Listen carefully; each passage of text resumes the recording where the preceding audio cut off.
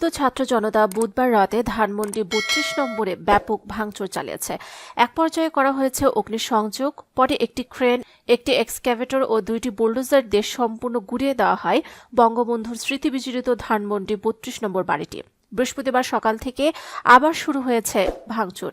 কালের সাক্ষী হয়ে টিকে থাকা বাড়িটি যেন এক মুহূর্তে ধ্বংসস্তূপে পরিণত হয়েছে। ৩ তলা বিশিষ্ট বাড়িটির ক্ষুদ্র একটি অংশ এখনো মাথা উঁচু করে দাঁড়িয়ে আছে। বাড়িটির আশেপাশে থাকা বাকি স্থাপনাও গুড়িয়ে দেওয়া হয়েছে। ভেঙে ফেলা হচ্ছে পাশে থাকা নারিকেল গাছগুলো, আর সে নারিকেল গাছগুলোর নারিকেল কুড়াতে দেখা যায় মানুষের হুড়োহুড়ি।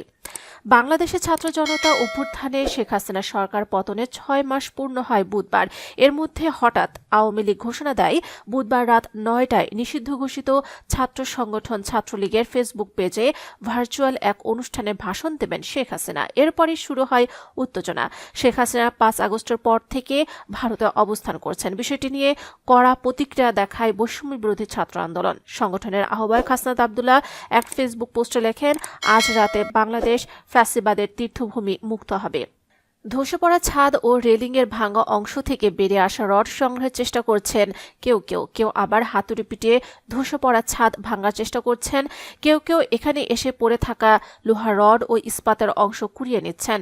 সারা রাত ভাঙার কাজে অংশ নেওয়ার পর কিছুটা বিশ্রাম নেয় যান্ত্রিক দানব এক্সকাভেটর।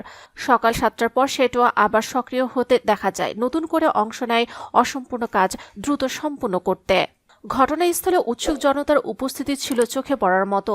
শুধু ধানমন্ডির বাড়ি নয়, বুধবার রাতেও অগ্নিসংযোগ করা হয়েছে শেখ হাসিনার বাসভবন সুধা সদনেও। এছাড়া ঢাকার বাইরে খুলনা, যশোর, কুষ্টিয়া, বরিশাল, সিলেট, রংপুর ও পিরোজপুরে শেখ হাসিনার আত্মীয় এবং আওয়ামী লীগ নেতাদের বাড়িসহ বিভিন্ন ভাস্কর্য, মুরাল ভাঙচুর ও অগ্নিসংযোগ করা হয়েছে।